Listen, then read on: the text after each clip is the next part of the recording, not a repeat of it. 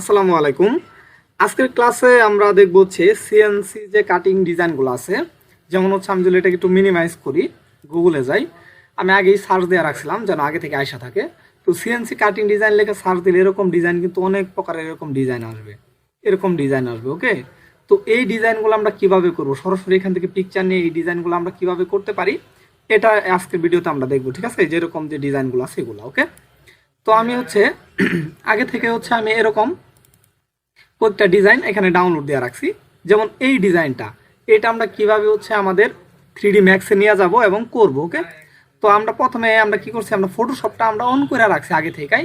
Just file থেকে আমরা ওপেনে যাব, ওপেন থেকে আমরা জাস্ট ওইটাকে আমরা নিয়ে আসবো ফটোশপে। তো নিয়ে আসার পরে প্রথম যে কাজটা হচ্ছে সেটা হচ্ছে আমরা আমাদের হচ্ছে এখান থেকে যাব হচ্ছে ম্যাজিক ওয়ান টুলে, যেটাতে সিলেকশন করা হয়। তো ম্যাজিক ওয়ান টুলে যাওয়ার পরে এখান থেকে আমরা জাস্ট এই সাদা অংশে ক্লিক দিব। একটা ক্লিক দিলেই দেখবো যে পুরাটাই সিলেক্ট হয়ে গেছে। যদি পুরাটা সিলেক্ট না হয় সেই ক্ষেত্রে হচ্ছে এখান থেকে কন্টিনিউয়াসটা তুইলা দিলেই হয়ে যাবে, হচ্ছে টিক চিহ্নটা তুইলা দিয়ে ক্লিক দিবেন ওকে। তো এটা যখন হয়ে গেছে, এই আমাদের সিলেকশনটাকে এখন পাতে কনভার্ট করতে হবে। তো পাতে কনভার্ট করার জন্য আমাদের যাইতে হবে যে লেয়ার প্যানেলে, এখানে দেখবো পাত লেখা আছে। পাতে যাওয়ার পরে এই যে নিচে নিচে একটা অপশন আছে দেখছি, এই যে এখানে, এটা হচ্ছে আমাদের মেক পাত। এখানে জাস্ট আমরা একটা ক্লিক দিলেই আমাদের এই যে ওয়ার্ক পাতটা চলে আসছে, ঠিক আছে? তো এই জায়গায় এই যে এইটাতে ক্লিক দিতে হবে ওকে। দিলে আমাদের হচ্ছে এই যে পাত হয়ে গেছে। এখন দেখছি আগে কন্ট্রোল জেড দেই, আগে ছিল এরকম সিলেকশন। যখন পাতে যাওয়ার পরে এই যে এই পাতে আমরা ক্লিক দিব, তো সাথে সাথে আমাদের ওয়ার্ক পাত কিন্তু হয়ে গেছে, এটা আমরা পাতে হয়ে গেছে। আর পাতকে যদি সিলেকশন চাই তাহলে এই সাইড আছে, এটাতে ক্লিক দিলে সিলেকশন, আবার এই পাশেরটা ক্লিক দিলে এই সিলেকশনটা পাত হয়ে গেছে। এই দেখছি এই যে পাত কনভার্ট হয়ে গেছে। তো এখন আমরা জাস্ট কি করব, এটাকে সেভ করব ফাইল থেকে।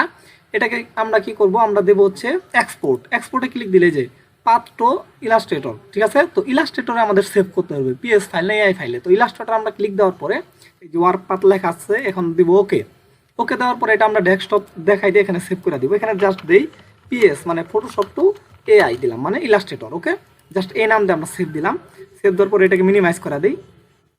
তো এটা সেভ হইতে একটু সময় লাগবে, জাস্ট হয়ে গেছে। এই যে আমাদের কিন্তু এটা ফাইলটা, এই ফাইলটা আমরা সরাসরি ড্র্যাগ করে আমরা 3D ম্যাক্সে নিতে পারি। কিন্তু প্রপার নিয়মটা হচ্ছে আমরা যাব ফাইল থেকে যাব হচ্ছে ইম্পোর্ট থেকে আবার ইম্পোর্টে যাব। তো যাওয়ার পরে আমরা ডেস্কটপে যাব, এখান থেকে দেখবো এই যে PS টু AI, এই ফাইলটাকে ক্লিক দিয়ে আমরা ওপেন দিব। ওপেন দিয়ে ওকে এই যে চলে আসছে, দেখছি এটা কিন্তু অনেক ছোট হয়ে আসছে ওকে। তো এখন আমরা দেখি, এটা কিন্তু আমরা ক্লিক করে দিলে আমরা মডিফাই যাই, দেখবো আমাদের এই যে এডিটেবল স্প্লাইন।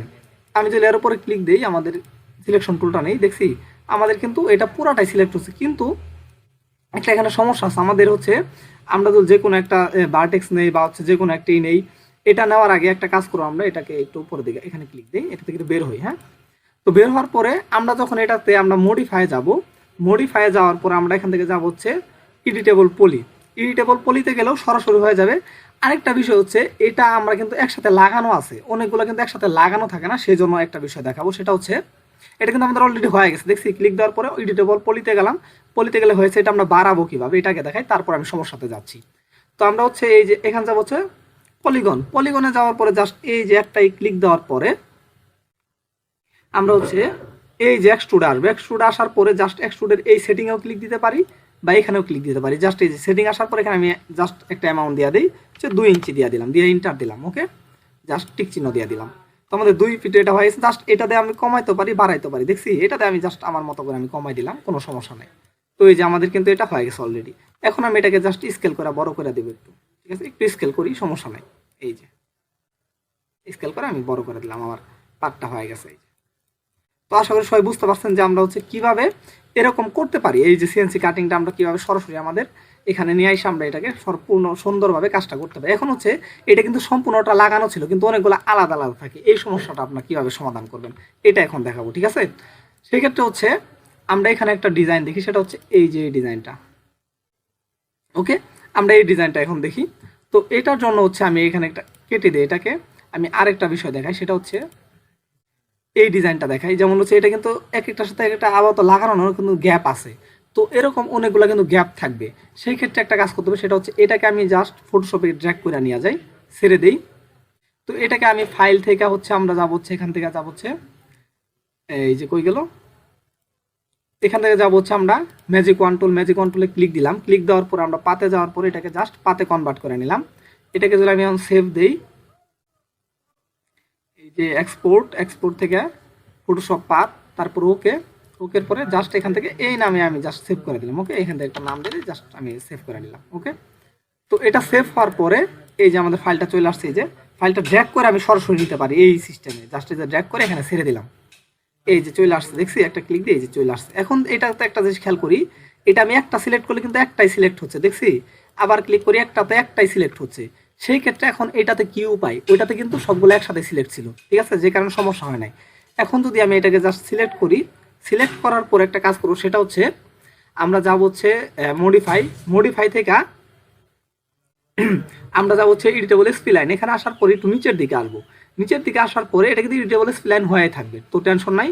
জাস্ট এখান থেকে অ্যাটাচ মাল্টিপল দিব আমরা, ঠিক আছে। অ্যাটাচ মাল্টিপলে ক্লিক দিলে এটা সম্পূর্ণটাই এখানে আসবে। জাস্ট আমরা প্রথম শেপ থেকে ক্লিক দিয়া শিফট ধরে লাস্টের শেপে একদম আইসা ক্লিক দিলে সবগুলো সিলেক্ট হবে এবং অ্যাটাচ করে দিব। তাহলে এখন সবগুলো অ্যাটাচ হয়ে গেছে, দেখছি। একটা ক্লিক দিলে সবগুলো সিলেক্ট হয়ে যাচ্ছিল, কিন্তু এর আগে কিন্তু একটা ক্লিক দিলে একটাই যে টুকরাই সিলেক্ট হয়েছিল।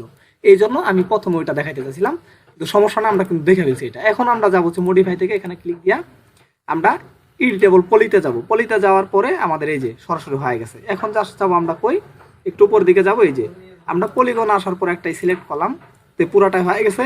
এখন আমাদের কিছুই করতে হবে না, জাস্ট আমরা এখন এক্সট্রুডের উপরে ক্লিক দেওয়া জুলের উপরে যাই এরকম ড্র্যাগ করি, এটা বড় হয়ে যাবে, দেখছি। ছোট তো অনেক, তাই একটু ক্লিক দিলে অনেক বড় হয়ে যাচ্ছে, যার সমস্যা না, আমরা এটাকে নিচের দিকে নামাই দিব, ঠিক আছে। মুভ টুলে ক্লিক দিয়ে এই যে, তো দেখি আমাদের কিন্তু যেটা দরকার ছিল সিএনসি যে কাটিং এর সিস্টেমটা, এটা কিন্তু আমরা পেয়ে গেলাম। তো আমরা আশা করি সবাই বুঝতে পারছেন বিষয়টা, একদম সিম্পল একদম বিষয়, কোনো কঠিন কোনো কিছু না এখানে। যেটাকে এইদিকে নিয়ে আসি, এটাকে যদি একটু আমি এরকম সোজা করে দিই, এখানে 90 দিয়া দিই, এই যে 90 ইন্টার। তো আমাদের কিন্তু সিএনসি কাটিং এর যত ডিজাইন আছে, আপনারা দেখবেন কি ওয়ালে এরকম ডিজাইন দিতে পারেন, ঠিক আছে, বা যে কোনো জায়গায় এই ডিজাইনগুলো দিতে পারেন। তো আশা করি সবাই বুঝতে পারছেন কিভাবে সহজভাবে এটা করা যায়। তো আজকের ক্লাসে আমরা এটাই দেখানোর ছিল। তো আজকের ক্লাসটা এই পর্যন্তই, সবাই ভালো থাকবেন, আসসালামু আলাইকুম।